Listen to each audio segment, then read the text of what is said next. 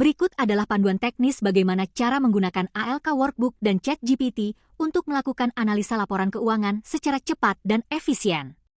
Langkah pertama yang harus Anda lakukan adalah menginput data laporan keuangan ke dalam ALK Workbook. Ada 3 laporan keuangan utama, yaitu laporan laba rugi, neraca, dan laporan arus kas. Untuk perusahaan terbuka, ada tambahan informasi mengenai saham dan dividen. Pos-pos yang terdapat dalam laporan keuangan perusahaan seringkali berbeda-beda antara perusahaan satu dengan lainnya. Anda harus memetakan struktur laporan keuangan perusahaan agar sinkron dengan struktur di ALK Workbook. Pemetaan ini bisa berupa pemisahan atau penggabungan pos-pos dalam laporan laba rugi atau neraca. Kita ambil contoh laporan laba rugi dari suatu perusahaan. Pos pendapatan neto strukturnya sama antara laporan keuangan perusahaan dengan ALK Workbook. Maka tinggal dikopi angkanya saja. Sementara pos harga pokok pendapatan, banyak perusahaan yang memasukkan unsur penyusutan dalam HPP, misalnya penyusutan mesin untuk produksi. Di ALK Workbook, angka penyusutan ini harus dipisahkan, sehingga HPP di ALK Workbook terdiri dari HPP di luar penyusutan dan HPP penyusutan.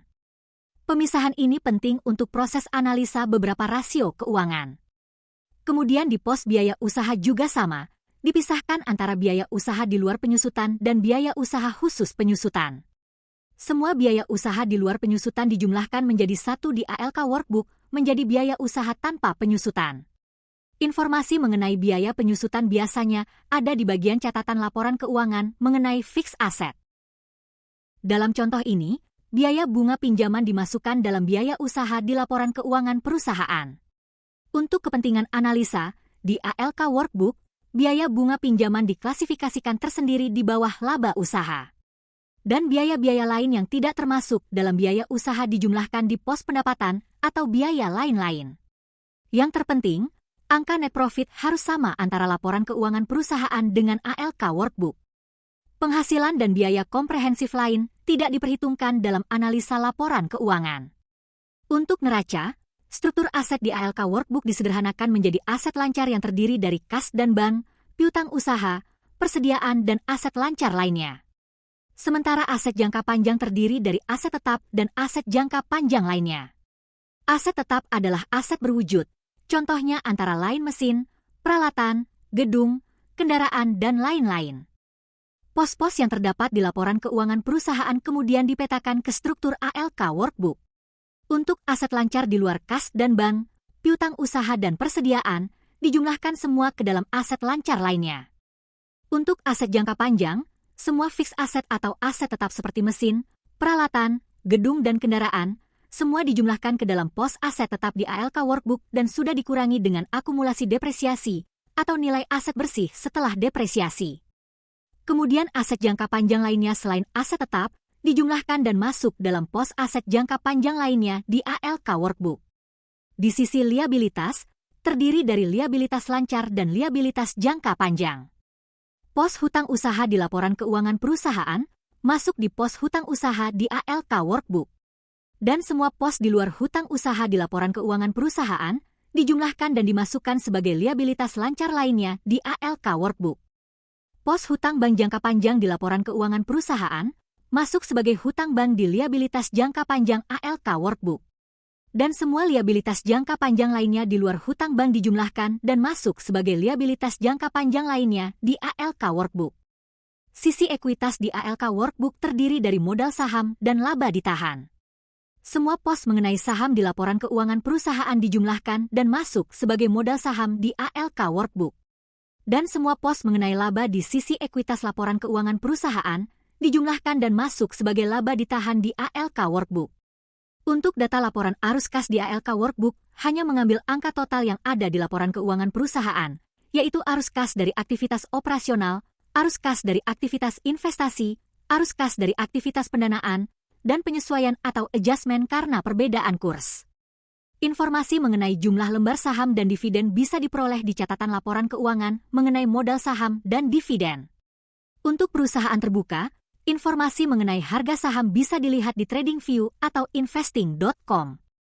Cara paling mudah untuk mengkonsolidasikan data-data laporan keuangan perusahaan selama 5 tahun adalah pertama-tama Anda screenshot semua laporan keuangan tersebut dan kemudian kopas ke Excel. Kemudian Anda buat di Excel laporan keuangan yang terdiri dari laporan laba rugi dan neraca sesuai dengan struktur laporan keuangan perusahaan. Setelah itu Anda buat laporan laba rugi dan neraca sesuai struktur ALK Workbook dan mulai memetakan pos-pos di laporan keuangan perusahaan ke struktur ALK Workbook. Kemudian Anda tinggal kopas angka-angka di laporan keuangan sesuai struktur ALK Workbook ke lembar isi data. Usahakan semua informasi terisi agar hasil analisa bisa maksimal. Semua analisa keuangan akan dilakukan secara otomatis oleh ALK Workbook. Ada 5 analisa varians, 37 analisa rasio keuangan termasuk analisa DCF, dan 4 analisa skor keuangan untuk menilai kesehatan keuangan perusahaan. Anda dapat langsung melihat analisa tertentu dengan mengklik menu di sebelah kiri.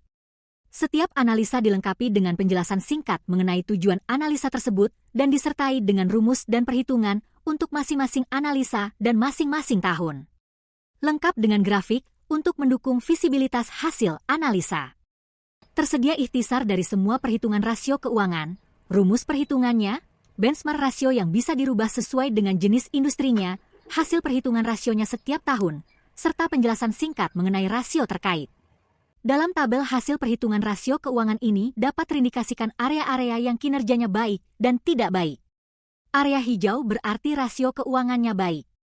Area kuning berarti rasio keuangannya kurang baik dan bagi manajemen merupakan peringatan untuk mewaspadai adanya penurunan kinerja. Area merah berarti rasio keuangan yang buruk, yaitu di bawah standar yang telah ditetapkan, dan membutuhkan upaya perbaikan dalam operasionalnya. Dari pie chart ini terlihat kategori keuangan apa yang membutuhkan perhatian manajemen untuk memperbaiki kinerja keuangan perusahaan. Visibilitas dari hasil analisa laporan keuangan oleh ALK Workbook dapat dilihat di dashboard ALK Workbook. Dengan bantuan ChatGPT, Anda tidak perlu lagi menyusun kata demi kata untuk menjelaskan hasil analisa keuangan. Anda tinggal kopas screenshot dari dashboard ALK Workbook atau tabel hasil perhitungan rasio keuangan dan minta tolong ChatGPT untuk mereviewnya.